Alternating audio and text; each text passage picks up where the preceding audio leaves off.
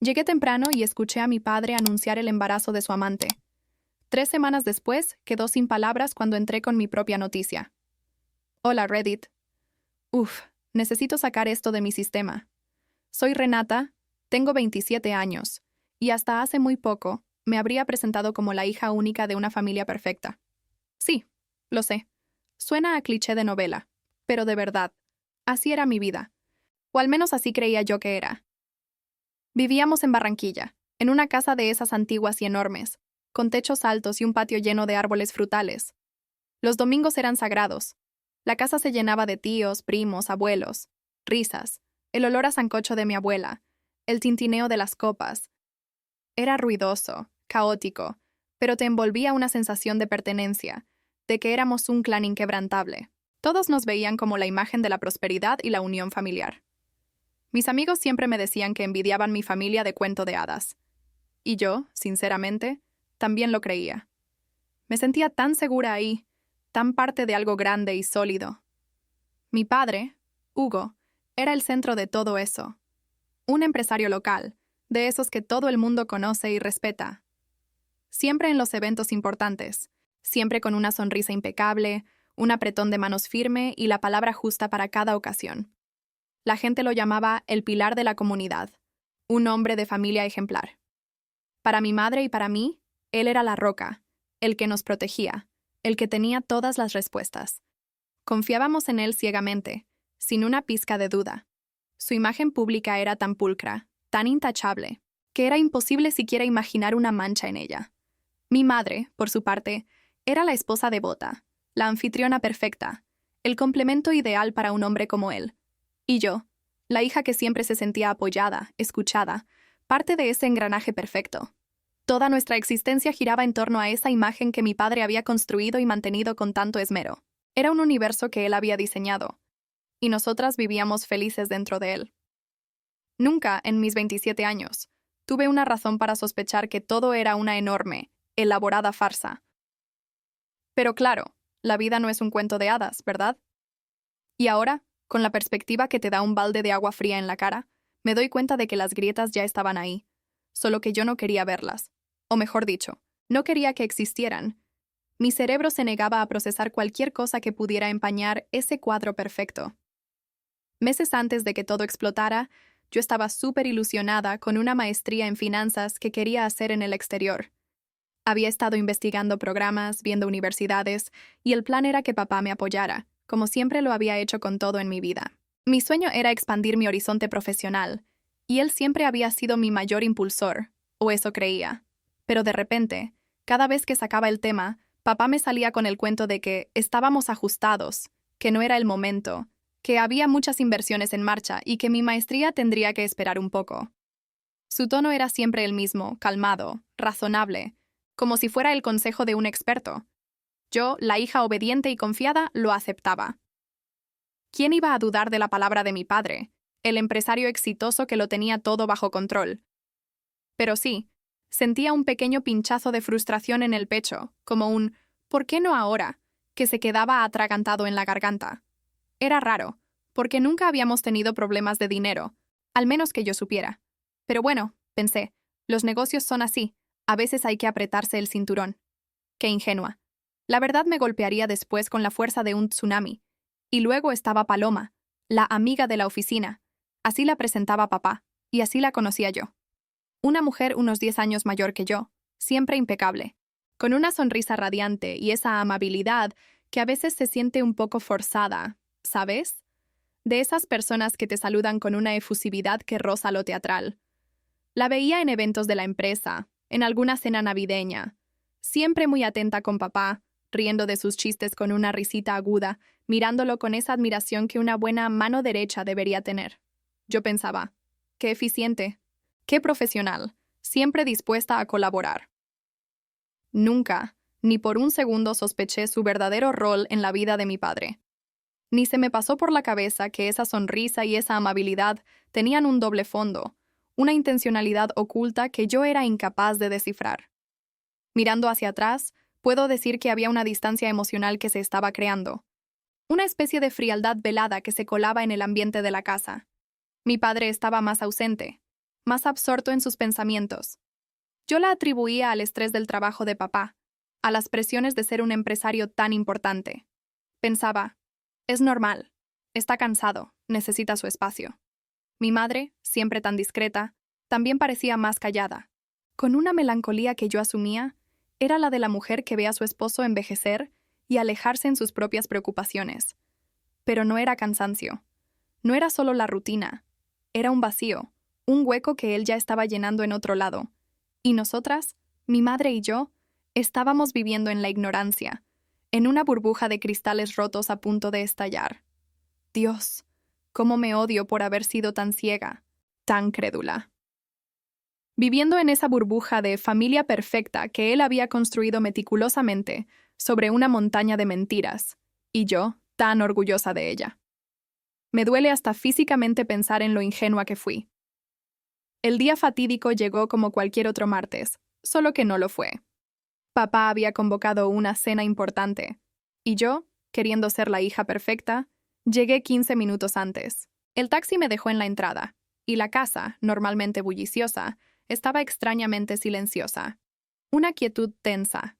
Abrí la puerta con mi llave, me quité los zapatos para no hacer ruido, y mientras me dirigía al salón, escuché voces. Eran bajas, un secreto. Luego una se alzó, clara e inconfundible. La de mi padre, Hugo. Justo al girar la esquina del pasillo, sus palabras me golpearon con la fuerza de un rayo, paralizándome, el aliento atascado en la garganta. Su voz resonó con una alegría falsa, un tono de triunfo que jamás le había oído, anunciando su mayor logro. Quiero que reciban esta noticia con alegría. Paloma está embarazada. Por fin voy a tener el hijo que siempre quise. Por fin voy a tener el hijo que siempre quise. Esas palabras me taladraron el cerebro. ¿Y yo? ¿Qué era yo entonces? ¿Un error? ¿Un ensayo? Mi corazón se encogió hasta dolerme físicamente, estrujado por una mano helada. Mis ojos se pegaron a la rendija de la puerta, entreabierta. La escena que vi me destrozó por completo. Mi madre estaba sentada en su sillón favorito, la espalda recta, con la copa de vino tinto temblando en su mano, salpicando el mantel. Su rostro, normalmente cálido, pálido, casi gris, con una expresión de vacío y shock que nunca le había visto, como si el alma se le hubiera escapado. A su lado, para mi horror y asco, estaba Paloma. Sí, la amiga de la oficina, con su sonrisa de dientes perfectos, extendiéndose de oreja a oreja. Una mano sobre su vientre, apenas insinuándose bajo un vestido ajustado. Posando, posando, como en una revista de maternidad, la imagen de la felicidad radiante. Mi padre, de pie frente a ellas, parecía el director de su propio circo de horrores, con esa sonrisa autosuficiente que ahora me parecía diabólica.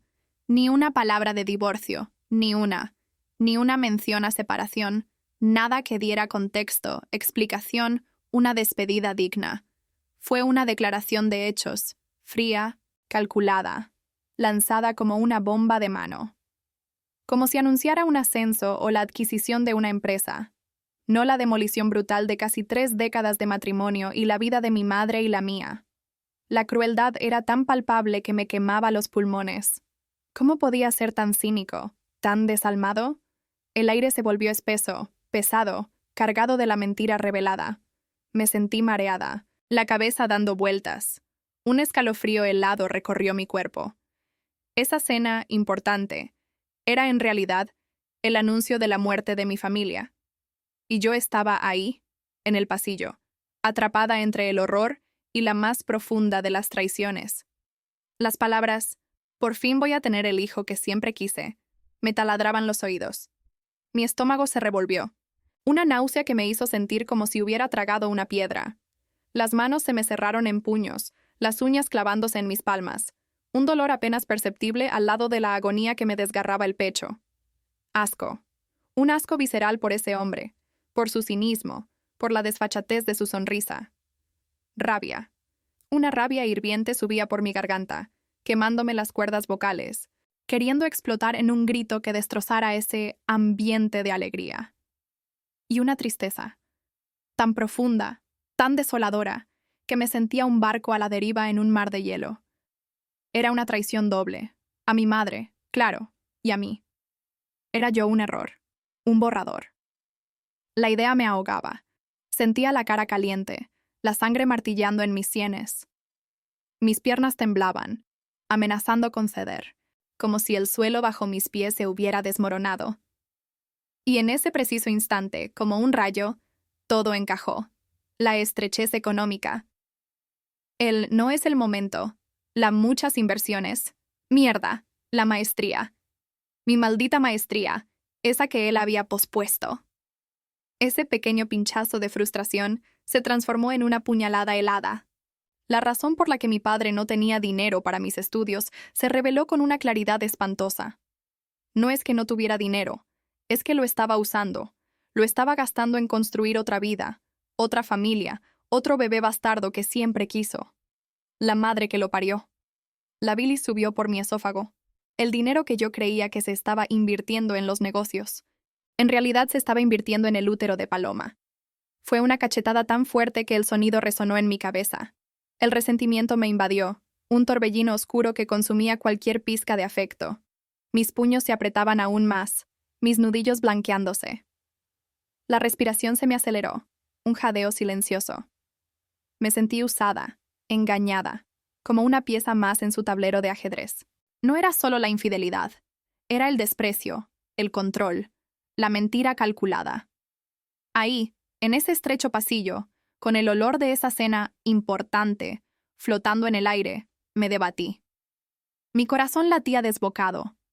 Una parte de mí quería irrumpir, gritar, armar el escándalo más grande. Quería destrozar su sonrisa, su perfecta fachada, su maldita celebración. Quería que Paloma supiera que no entraba a un paraíso. Quería ver el miedo en los ojos de mi padre.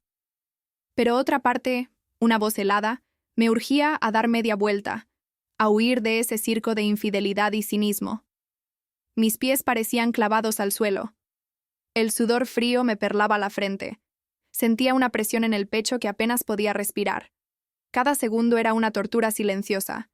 Pero entonces, mis ojos se fijaron de nuevo en mi madre. No solo en su rostro pálido, ni en su mano temblorosa, sino en su postura encogida, casi deshecha, como si el peso de la noticia la hubiera aplastado. Era una imagen de vulnerabilidad tan cruda que la rabia se transformó en una determinación helada. Ella no podía luchar, no en ese momento. Supe, en ese segundo, que alguien tenía que hacerlo. Alguien tenía que dejar de jugar a la familia perfecta que mi padre había construido sobre una montaña de mentiras, sobre mi ingenuidad. Alguien tenía que desenmascarar al pilar de la comunidad. Y esa persona tenía que ser yo. La decisión fue impulsiva, sí, pero ineludible. El calor de la rabia se concentró, se hizo un nudo firme en mi estómago. No iba a huir, no iba a gritar, iba a pelear, por mi madre, por los años de mentiras, por mi maestría robada. Mi padre no sabía con quién se estaba metiendo. Su pequeña hija única acababa de encontrar su verdadera misión. Mis manos se relajaron, pero la tensión en mi mandíbula era férrea. Respiré hondo, el aire frío quemándome la garganta. Este no era el final, era solo el principio. Y yo iba a escribir el siguiente capítulo. Esa misma noche, después del shock y el silencio incómodo que flotaba en el aire como un veneno, mi madre se desahogó conmigo. Con la voz rota y los ojos hinchados, me soltó el resto de la historia, la parte que mi padre había negociado antes de su gran anuncio. Él ya le había soltado su propuesta civilizada. Una separación tranquila donde ella se quedaría con la casa, como si fuera un favor de la caridad. La muy puta casa que habíamos construido juntos, ladrillo a ladrillo, vida a vida.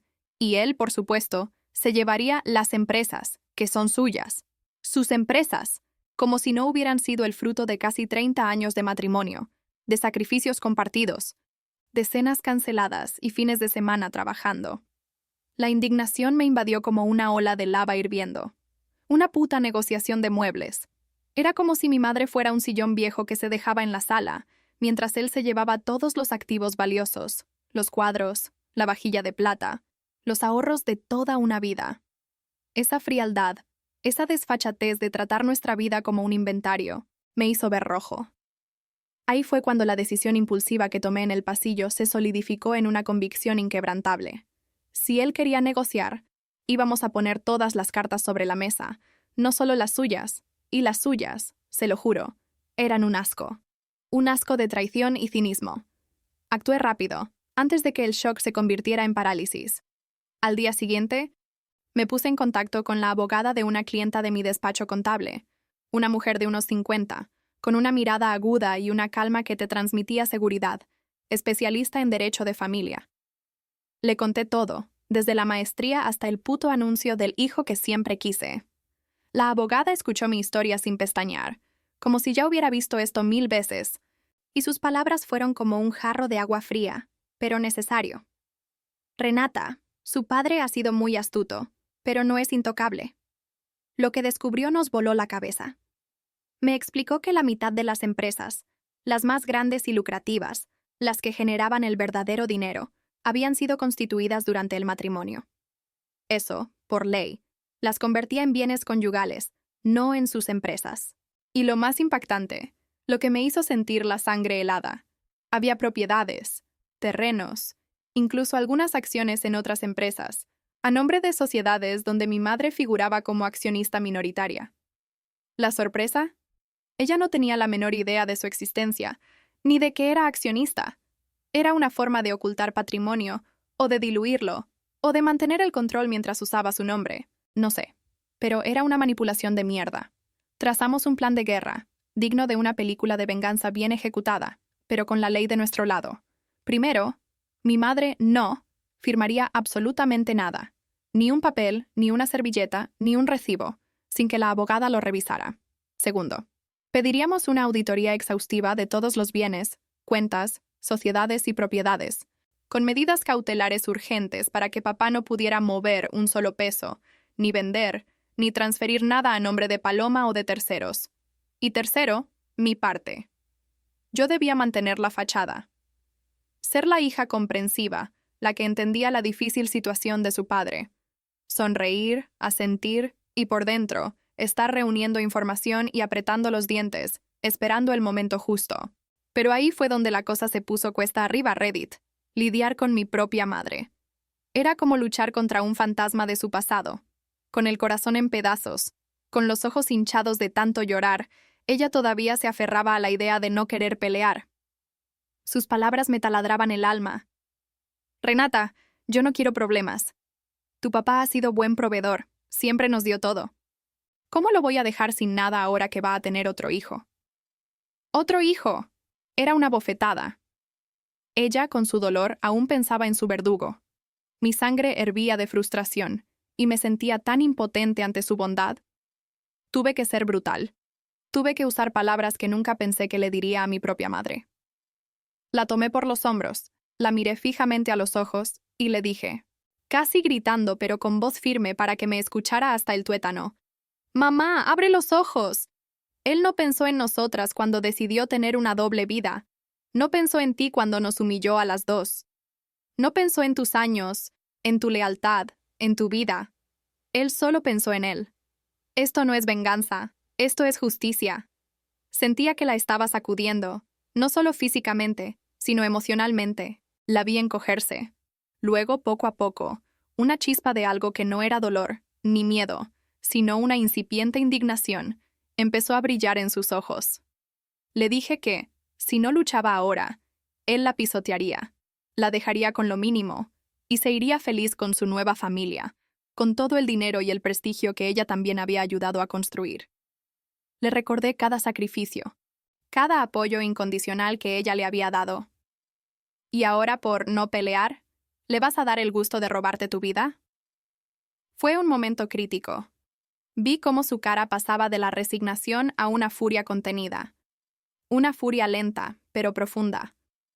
Fue como verla despertar de un largo letargo. Finalmente, con la voz aún temblorosa pero con una nueva convicción, asintió. Está bien, Renata. Haz lo que tengas que hacer. Yo te apoyo. Ese te apoyo me dio la fuerza que necesitaba. No era solo mi lucha, ahora era la nuestra, y estábamos listas para darle a papá una lección que jamás olvidaría. Esas 3 semanas siguientes fueron un infierno emocional y estratégico. Mientras papá seguía creyendo que tenía el control, que había sido el gran estratega que había desmantelado su vieja vida con un anuncio que creyó civilizado. Mi abogada y yo trabajábamos en silencio.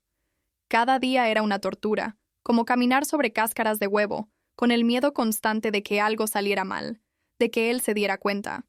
Revisábamos documentos, hacíamos llamadas, nos reuníamos en la oficina de la abogada a horas intempestivas. Era como estar en una película de espías, pero con mi propia vida, la de mi madre y nuestro futuro en juego. Tuve que jugar un papel, y fue lo más difícil de todo. En cada interacción con mi padre, en las pocas veces que lo veía o hablaba con él por teléfono, actuaba como la hija comprensiva, la que entendía su difícil situación, la que aceptaba su separación civilizada, con la madurez que él tanto valoraba. Ponía mi mejor cara de, todo está bien, papá, entiendo que necesitas ser feliz. Por dentro, la rabia y la determinación crecían con cada palabra falsa que salía de mi boca. Sentía un sabor amargo en la boca cada vez que le sonreía, cada vez que asentía a sus planes para el futuro. Era una máscara pesada, pero necesaria. Tenía que mantenerlo confiado, dormido en sus laureles, para que el golpe fuera aún más fuerte. Mi madre, a pesar de su dolor, que seguía siendo inmenso, empezó a mostrar una firmeza que nunca le había visto en toda mi vida. Había noches en que la encontraba despierta, mirando al vacío, y me preguntaba si se arrepentía. Pero luego, en las reuniones con la abogada, la veía tomar notas, hacer preguntas. Su voz, aunque aún un poco apagada, se volvía más segura. Era como si la rabia, lenta pero segura, estuviera reemplazando el miedo. Verla así me daba una fuerza increíble, una validación de que estábamos haciendo lo correcto. Se estaba levantando, y yo estaba ahí para sostenerla. Pero no te voy a mentir, Reddit. Hubo momentos de incertidumbre brutal. Noches de insomnio donde la cabeza me daba vueltas y el pánico me apretaba el pecho. No dudaba de si lo que estábamos haciendo era correcto. Eso lo tenía claro como el agua. Él se lo había ganado a pulso. Mi duda era si seríamos lo suficientemente fuertes. ¿Podríamos realmente enfrentarnos a un hombre tan poderoso, tan manipulador, tan conectado como mi padre? ¿Aguantaría mi madre la presión de un proceso legal largo y agotador, con todo el escrutinio social y familiar que eso traería en una ciudad como Barranquilla? Me preguntaba si nos estábamos metiendo en algo demasiado grande para nosotras, dos mujeres contra el pilar de la comunidad. La idea de perder, de que mi padre saliera ileso y nosotras quedáramos aún más rotas, me aterraba. Sentía un frío helado en la boca del estómago, un nudo de ansiedad que no me dejaba respirar. Pero cada vez que esos miedos asomaban, recordaba la cara de mi madre ese día fatídico, pálida, vacía, deshecha. Y luego, recordaba las palabras de mi padre. Por fin voy a tener el hijo que siempre quise. Esa frase era mi motor, mi combustible para la venganza. No, para la justicia, me corregía. No había vuelta atrás. La noticia de mi padre había desatado algo en mí, algo que llevaba dormido. La hija perfecta se había transformado en una guerrera. Y ahora, yo tenía mi propia noticia que dar. Una noticia que él jamás esperaría, que no se podía comprar con dinero ni ocultar con sonrisas falsas. Estábamos a punto de mover las fichas, y esta vez, el tablero sería nuestro. 3 semanas después de ese infierno, llegó el día. Papá, el gran estratega, convocó otra reunión en casa, para hablar de la separación con calma. Paloma, presente, exhibiendo su barriga como un trofeo. La náusea me subía. Llegué con un traje formal, una carpeta de cuero negro apretada. Mi madre, a mi lado, caminaba erguida, determinación silenciosa y una chispa de fuego en los ojos que me llenaba de orgullo. Entramos. Papá y Paloma estaban sentados, la misma escena, dinámica distinta. El aire vibraba con tensión. Papá, con su sonrisa de caricatura, comenzó su discurso. Quiero que esto sea civilizado. María, te quedarás tranquila aquí. Yo me encargo de Paloma y del bebé. Mis empresas, mi legado. Acordemos sin abogados, sin escándalos. Su autosuficiencia me heló. Lo interrumpí. Justo sobre eso, papá, viene mi noticia. El silencio fue absoluto, denso. Su sonrisa se congeló, sus ojos se entrecerraron. Paloma, acariciando su vientre, levantó la mirada, confundida. Abrí la carpeta con un chasquido. Saqué los documentos y los puse en la mesa, delante de él, deslizándolos. Mi voz, con acero, no flaqueó. Papá, presentamos una demanda de divorcio con medidas económicas. El juez ya dictó orden para congelar movimientos de tus empresas, todas, mientras se determina el patrimonio conyugal. No puedes mover un solo peso sin autorización. Él rió nervioso, incrédulo. Renata, no sabes de lo que hablas. Estás loca. Tu madre no haría esto. Quiso tomar los papeles, pero mi madre, rápida, puso su mano sobre ellos, impidiéndolo. En ese instante, la abogada, discretamente sentada, como amiga, se levantó. Su voz, suave pero autoritaria, llenó el espacio. Soy la representante legal de su esposa, señor Hugo. Y de momento, su hija es la apoderada para todos los trámites. Le aconsejo lea bien las notificaciones que recibirá mañana y que, por su bien, se abstenga de movimientos financieros. Hablamos de desacato. La cara de mi padre se descompuso. Paloma, ojos como platos, se aferró a su brazo. El embarazo de Paloma dejó de ser el centro. Mi padre, pálido, jadeando, ya no era el hombre poderoso. Era un tipo tratando de entender cómo no podía tocar sus cuentas. El silencio era ensordecedor, roto solo por su respiración. Su mirada, antes triunfal, ahora perdida. El proceso fue largo, agotador, pero mi madre se quedó con la casa y la mitad real de las empresas. El nuevo hijo llegó con un padre que ya no podía usar sus negocios como soltero. Y yo dejé de ser la niña buena. Aprendí que la sangre no obliga a aplaudir la traición. Mi padre creyó que su nueva familia era una actualización. Yo le mostré el contrato original. Cada vez que habla del bebé que le cambió la vida, sé que gran parte de ese cambio la escribí yo con mi propia noticia. Reddit. ¿Fui la imbécil por desmantelar la vida financiera de mi padre de esta forma tan drástica? ¿O hice lo que era justo por mi madre y por mí? Necesito perspectivas, por favor. Por